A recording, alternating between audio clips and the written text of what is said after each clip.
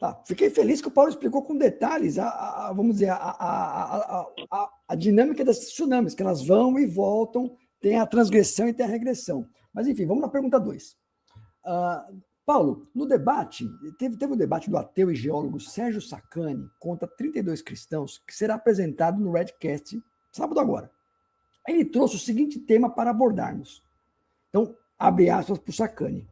Como explicar em 6.000 anos a formação das grandes províncias ígneas, como as Trapas de Deccan na Índia e a província magmática Paraná e Tendeca? São 3.500 metros de derrame de basalto, com centenas de camadas sobrepostas e separadas por momentos em que se teve solo e vida. Só na Bacia do Paraná são 800 derrames basálticos. Queria saber se você concorda com a posição dele. Se você concorda, quais foram os processos que foram responsáveis por uma das maiores LIPs, né, Large Igneous Provinces do mundo, que são as Trapas de Deccan? E detalhe, quais foram os processos responsáveis por gerar supostos momentos de solos e vida entre os derrames basálticos?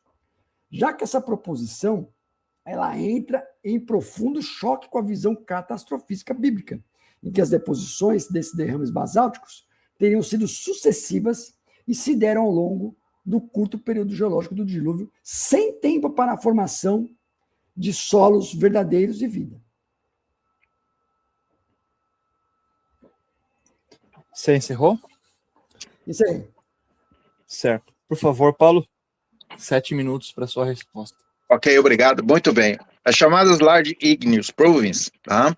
São regiões de concentração de rocha magmática, principalmente de natureza máfica, tá?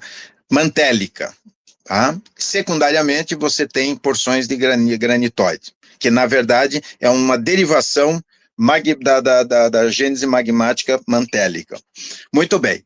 Isso que você mencionou, tanto no Deccan quanto na Sibéria e aqui na Bacia do Paraná, isso veio de um vulcanismo chamado fissural, tá? Esforços que romperam pelo processo tanto da tectônica de placas, pela dinâmica, tá? Houve a mudança de uma coisa chamada Eigenvelo, que são os tensores de deformação. Ele girou. Aqui não vou entrar no mérito por quê, tá? E ele, onde você tinha regiões, por exemplo, compressivas, você começou a ter regiões que começaram a abrir, distensivas. Essa distensão foi tão intensa, tá? Que gerou fraturas, não todas, mas chegou a fraturas que foram passaram pela crosta, passaram pela própria litosfera e chegaram na parte superior do manto, onde o material subiu e extrudiu. É uma correção apenas. Basalto não sedimenta, ele extrude e ocupa o espaço, ele não é rocha sedimentar. Muito bem, só que ao longo de cerca de mais ou menos 40 a 50 milhões de anos, não foi contínuo, tá? Existem inúmeros afloramentos, eu conheço 2, tá? Que você tem camadas chamadas intertrap, ou seja, você teve um pulso, tá?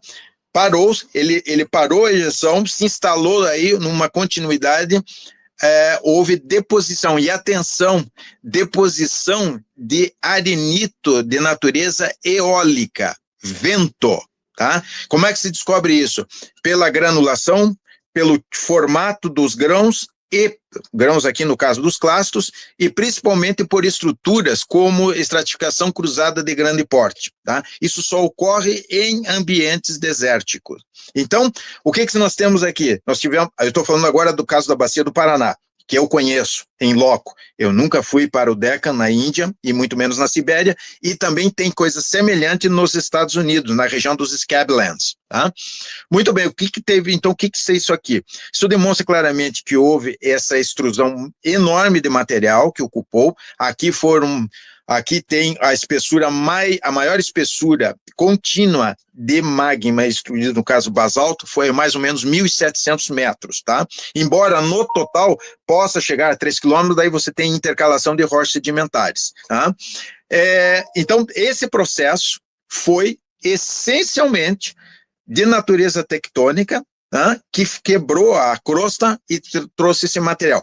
Essa é um tipo de LIP que é bem distinta, por exemplo, dos LIPs de hotspots, como a que formou, ou que está em formação, na verdade, o Havaí. É um ponto de aquecimento anômalo, tá? Que fica no manto.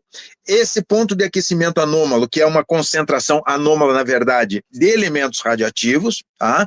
Do qual não se conhece ainda exatamente o processo, mesmo porque nós não temos a possibilidade de acesso em loco, né? Ele, então, aquece, e isso sobe o calor, e como você tem a crosta lá em cima que está se deslocando, ele vai formando vulcões, tá? Aí ele se desloca um pouquinho a crosta, forma um novo vulcão, e assim. Por isso que as ilhas do Havaí têm um formato longilíneo de direção, mais ou menos, de direção NWSE, tá? Porque justamente vai se formando. Isso é um segundo tipo de LIP. O terceiro tipo de LIP estão justamente onde você tem zonas de subducção, crosta continental emergindo sobre crosta oceânica, tá? Porque quando tem crosta oceânica, aliás, desculpe, crosta continental, dificilmente você gera magmatismo, mas são condições menores, mas nessa você forma os chamados arcos de ilha, quando estão ainda no oceano, ou o arco magmático, tá? Nas zonas de subducção, quando vocês formam, então, granitos. Então, as LIPs, tá? Ao contrário do que é dito, as LIPs existem muito antigas. As mais antigas, agora eu não me recordo, mas seguramente tem LIP com mais de 150 milhões de anos. Sem dúvida alguma, tranquilamente, está aí datado por datação, no caso radiométrica, e também por bioindicadores, porque como tem certos tipos tem certos tipos de fósseis, tá, que são preservados, icnofósseis, também foi possível datar em alguns casos, são raros, mas isso é possível. Muito bem. O que são as LIPs, então? Na verdade, são pontos de surgência, para sintetizar, de magma, de material magmático, tá? Por motivos diversos, principalmente natureza tectônica, tá? E eles formam essas chamadas províncias magmáticas, tá? Há um cavalheiro que é meu interlocutor também na área de geologia, ele erroneamente considerou as placas oceânicas como LIPs. Placas oceânicas não são consideradas tecnicamente como províncias ígneas, tá? Eu digo isso, não eu, mas os especialistas nessa área, eles não consideram as placas oceânicas, elas como justamente províncias. E apenas um detalhe curioso, a placa oceânica mais antiga tem cerca de 310 milhões, que fica na região nordeste do Mediterrâneo, tá? Estimado. Curiosamente, tá? Os continentes são muito mais antigos, e isso tem uma explicação muito tranquila. Continentes só sofrem reciclagem por erosão, transporte, sedimentação em bacias e renovação, tá? Aí, no caso, quando o material mergulha ou subducta, se você quiser, preferir o termo técnico. Já as placas oceânicas, como elas não conseguem ser preservadas, existe preservação de placa oceânica também, isso uma outra hora eu posso falar, tá? Procurem por ofiolitos, tá? Que são lascas da coisa quando ele faz a subducção. As placas, então, mergulham, tá? E tendem a ser recicladas. Eu digo tendem, porque no final, depois de passado todo isso, quando começou, elas são liquidadas. Embora, mais recentemente, demonstrou-se que existem placas mais resistentes ao processo de melting, ao processo de fusão. Mas tem explicação tranquila, isso já foi demonstrado, inclusive, em laboratório. Obrigado. Que eu agradeço, Paulo. Por favor, Márcio, você tem 7 minutos para fazer a sua réplica. A minha apresentação. Tá. Bom, Bom, Paulo, obrigado pela explicação, né? Mas você não respondeu a pergunta. A pergunta estava clara. Falou, quais eram as condições para se formar solo e vida? Porque é essa a questão. Porque se tem milhões de anos, houve uma formação de solo e houve, vamos dizer, a vida prosperou ali a partir daquele solo. Essa é a pergunta, Paulo. Não é assim, você é muito eloquente, você é um cara que conhece da área, você é um cara que é qualificado para explicar os processos. Mas para responder as perguntas que incomodam, não estou vendo resposta. Eu quero saber em que condições. Porque o que acontece? Olha só, vou te explicar. Tem um artigo que ele é secular, tá? Ele é artigo de evolucionista, tá? Eles foram lá para analisar qual o impacto das grandes províncias ígneas da Índia, ou seja, isso é da Universidade da Índia, é gente uniformitarista, eles pegaram ali, e eu analisei esse artigo, para falar o quê? Para ver se tinha solo e vida ali. E o que acontece? E nas tropas de Deccan, ela tem dois tipos de, vamos dizer, de deposições, de derramamentos. Existem os paleossolos intertrapianos, que você colocou aí, que também chama de intertrapian beds, ou também tem os red bowls, tá? Que são dois tipos. E a conclusão dos autores uniformitaristas sobre os red bowls, que é aquele que eu mostrei da foto lá, que ele é avermelhado, é que a presença desses paleossolos ou red bowls indica que houve intervalos de quiescência suficientemente longos para permitir a formação de solos, em alguns casos, o desenvolvimento de vegetação. Ou seja, essa é a conclusão uniformitarista, que é aquela que o Sérgio Sacani colocou ali. Ou seja, teve solo e vida. Porém, quando a gente vai em campo, nesse tipo de paleossolo, né, a gente foi em campo, eu não, né, mas os geólogos criacionistas foram em campo e examinaram o paleossolo da Austrália, o Mapton Malene, que é o mesmo processo de formação das tropas de Deccan, só que ele é em escala menor. Então, olha só o que o geólogo Tess Walker disse sobre esses paleossolos, que são equivalentes aos red bowls das tropas de Deccan. Quando examinamos o paleossolo no campo, vemos que ele é simplesmente um horizonte espesso de material solto e friável. Não há evidências de vestígio de raízes nela, isso que é importante. Também não existe um horizonte A ou B de solo.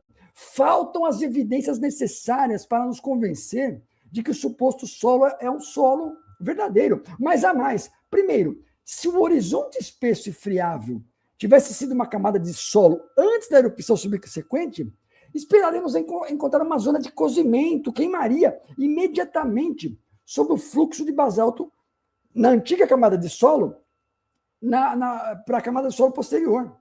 Ou seja, os paleossolos da tropa de Deccan, também chamados de red bowls, na verdade são pseudossolos. Eles não têm horizonte orgânico superior, que é típico de solo verdadeiro. E o derramamento seguinte deveria deixar a marca de cozimento. Estou repetindo aqui.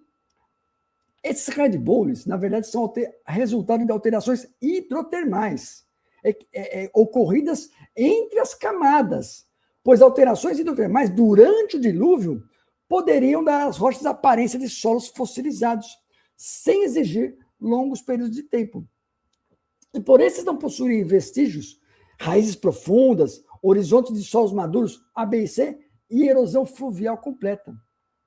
Olha só. E olha só a prova, Paulo, é que nesse mesmo artigo de uniformitaristas, de conclusões uniformitaristas, eles foram a campo, foram lá nas tropas de Deccan e não indicaram terem encontrado vestígios vegetais diretamente nos red bowls. Eles apenas reconhecem que, baseado em pressupostos de milhões de anos, que é impossível, mas o vestígio de solo ali não tem, o vestígio de raízes não tem, o vestígio de riachinhos ali não tem. Ou seja, os autores uniformitaristas, eles falam, olha, pelo tempo deveria encontrar vegetação, mas ninguém encontra nada. Ou seja, nos red bowls das tropas de Deccan não há solo, é um pseudo-solo, e muito menos existiu vida, pois não há vestígios de vegetação que se desenvolveu a partir desse solo. Essa é a pegadinha. A vida ela tem que se desenvolver a partir do solo. Porque eles gostam da tropa de Deccan, porque ali dá para fazer uma confusão de narrativas.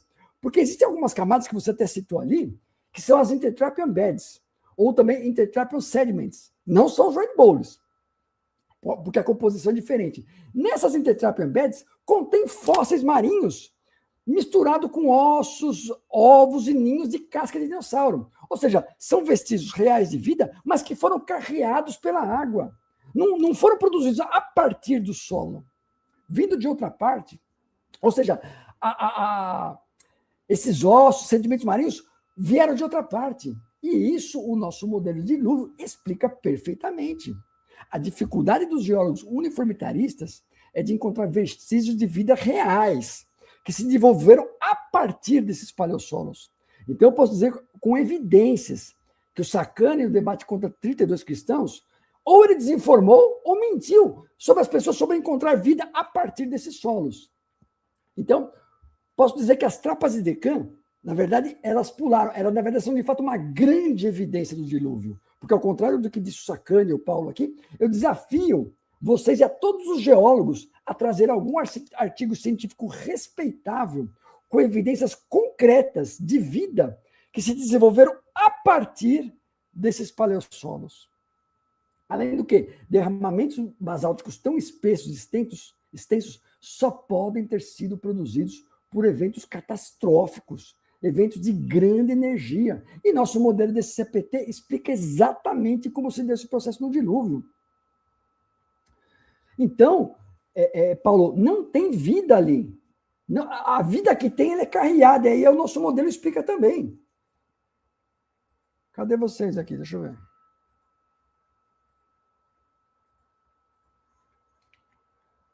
A gente estava na tela aí, todo mundo viu. Tá. Então, Paulo, esse é o desafio.